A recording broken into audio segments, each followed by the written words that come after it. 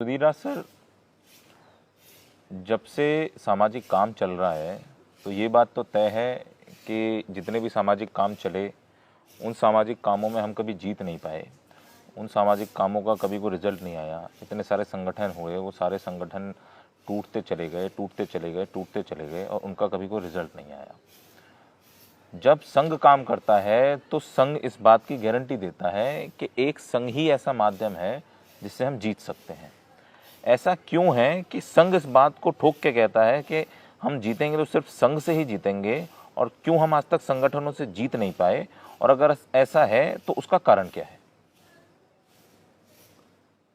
असल पुरानी जो हिस्ट्री है वो ये कहती है कि सबको अगर जोड़ना है, पूरे जैसे महाभारत या 16 जो जनपद थे उनको जोड़ने के लिए जो स्ट्रक्चर तैयार हुआ उस समय एक सांघिक स्ट्रक्चर तैयार हुआ था संघ का।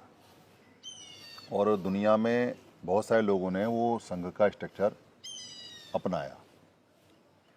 तो बहुत बड़े अगर क्षेत्र को, बहुत ज़्यादा भाषाओं को, बहुत ज़्यादा अलग अलग मतों को, मतांतरों को, बहुत ज़्यादा तरह के विविधता भरे लोगों को, कल्चर को, छोटे छोटे अलग अलग तरह की जो कल्चर हैं उनको, या अलग अलग क्षेत्रों को जहाँ विविधताएं हैं,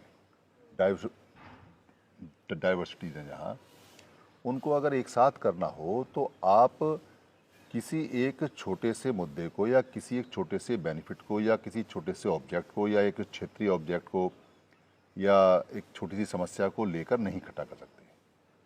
और अगर उनमें झगड़ा लगा दिया जाए, उनमें मतों में अंतर आ जाए तो फिर तो बिल्कुल नहीं कर सकते। तो आपको एक यूनिवर्सल प्लेटफॉर्म चाहिए, एक ऐसा प्लेटफॉर्म चाहिए जो सभी के लिए एक्सेप्टेबल हो और सभी लोग उस पर यकीन करते हों। तो इसकी शुरुआत जो सिद्धार्थ गौतम हैं उन्होंने की थी। सिद्धार्थ गौतम ने जो प्लेटफॉर्म उस समय बनाया, और उससे पहले वो जिस संघ के मेंबर थे, क्योंकि बुद्ध बनने से पहले जब सिद्धार्थ गौतम थे तो 21 साल की उम्र में एक प्लेटफॉर्म था, भले ही वो छोटा सा कह सकते हैं, पर वो समण कल्चर का था, समण संघ का था और वो सांघिक था। वहाँ से वो प्लेटफॉर्म हुआ। उसके बाद फिर बुद्ध ने जब संघ का काम आरंभ किया, धम्मिक संघ का, तो उन्होंने वही नियम लिए और वही सांघिक स्ट्रक्चर अपनाया, और उसी को बाद में सम्राट अशोक ने अपने संविधान में, अपने राज्य के नियम में लागू किया, लोगों के लिए, लोगों के द्वारा लोगों का।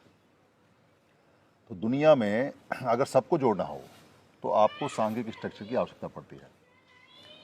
अब भारत का आप एग्जाम्पल देखेंगे तो भारत के एग्जाम्पल में अगर आप ये कहें आज के समय कि सारी दुनिया के जितने एक मजहब के, एक मत के या एक रीजन के लोग हैं, उनको जोड़ने के लिए देश से भी परे एक स्ट्रक्चर है उनका, जो सांघिक है।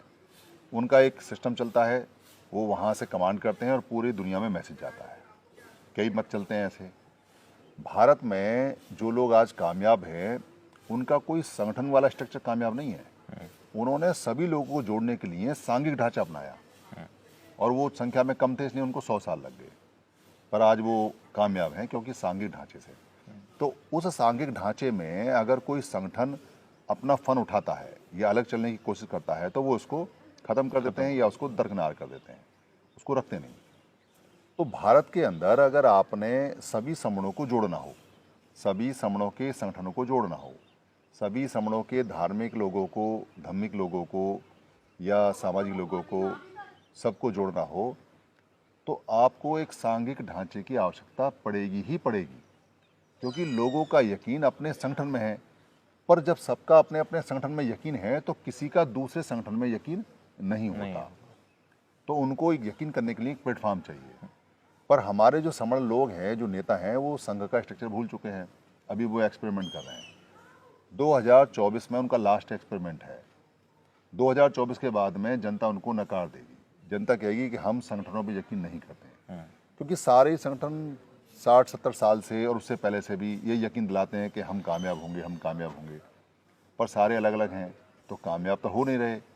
तो कामयाब जब नहीं होंगे तो लोगों का यकीन उठ जाएगा, फिर वो यकीन दिलाना भी चाहेंगे तो भी यकीन नहीं होगा। पर संघ का यकीन पुराना है, संघ पे भरोसा पुराना है, और ना केवल अपने संघ पे भरोसा है दूसरे का जो संघ है वो भी कामयाब है, उस पर भी भरोसा उस पे है, भी भरोसा है। तो फिर अपने संघ में आना पड़ेगा। इसलिए संघ में जीतने की गारंटी है, पहले भी थी, अभी भी है। और संगठन में कभी भी सामूहिक रूप से जीतने की गारंटी नहीं है।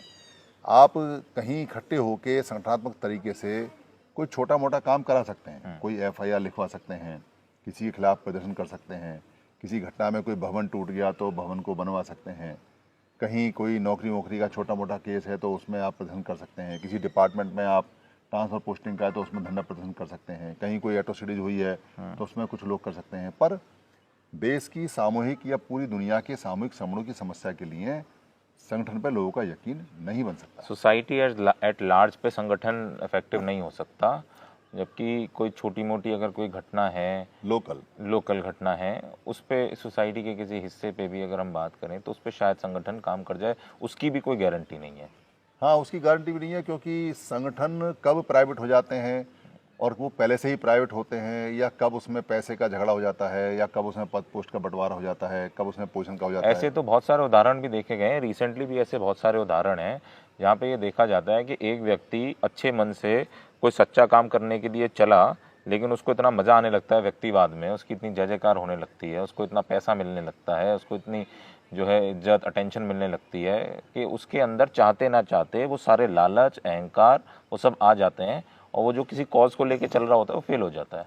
मैंने तो ऐसे ऐसे भी केस देखे हैं कि नेता खुद अपनी मालाएं देते हैं कि 20 मालाएं मेरे गले में पड़नी चाहिए, और अगर 18 पड़ी हैं तो बाद में 2 का हिसाब लेते कि 2 माला लेके कौन पक गया।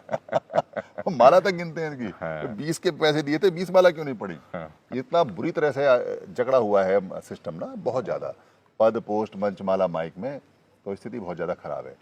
इसलिए संघ की गारंटी है, पर अफसोस इस बात का है कि संगठन के लोग संघ को समझते तो हैं, पर वो चंदा में, पोस्ट में, पद में, मंच में, माला में, पदाधिकारी उत्तराधिकारी भवन में इतने ज़्यादा इन्वॉल्व हो चुके हैं कि वो इसका विरोध करते हैं। पर अच्छा है, विरोध करेंगे तो भी बात तो जाती है। मतलब तो ये कहा जा सकता है कि अगर वो संघ को समझते हैं, संघ की जानकारी रखते हैं, संघ के फायदों को जानते हैं, और उसके बाद भी अगर विरोध कर रहे हैं तो वो विरोध जान के कर रहे हैं और अपने बेनिफिट के लिए कर रहे हैं। हाँ, यानी जितने भी ये इस तरह के लोग हैं, वो जितना भी काम उन्होंने अभी तक किया, तो ये कंक्लूड किया जा सकता है कि वो अपने लिए किया है। अब उनका जो अपना काम खतरे में आ रहा है, तो इसलिए वो संघ का विरोध कर रहे हैं। हाँ, उनका काम क्या खतरे में आ रहा है। दरअसल अगर उनको कहीं जाएं और जहाँ जाके उनको मंच ना मिले, बीच की कुर्सी ना मिले, वाहवाही ना हो, उनका भाषण ना हो, तो इस बात से वो कांप जाते हैं। वो बुरी तरह से लालच में फंस चुके हैं, राग में, द्वेष में फंस चुके हैं, अज्ञानता में फंस चुके हैं बेसिकली। और मैं तो ये कहूँगा कि वो खत्म हो चुके हैं लोग सारे। उनको सोसाइटी से भी अपना कोई मतलब नहीं है और अपनों से भी कोई मतलब नहीं है। नहीं, ऐसे तो बहुत सारे लोग हैं, और ऐसे लोग, इस बात की गारंटी है कि ऐसे लोग कभी हमें जिता नहीं सकते।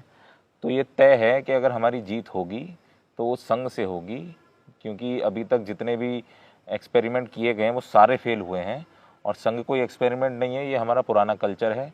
अब जब संघ निकल के आ रहा है, संघ अपना पुराने कल्चर पे चल रहा है, पुराने नियमों पे चल रहा है, तो ये तय है कि संघ ही जिताएगा, संगठन हमको नहीं जिता सकता। हाँ, ये बात ठीक है। संगठन हमेशा हारेगा और संघ हमेशा जीतेगा। ये पहले भी हुआ है, ये अब भी होगा। चलिए, संघं नमामि, संघं संघं नमामि, नमामि, संघं संघं नमामि। नमामि।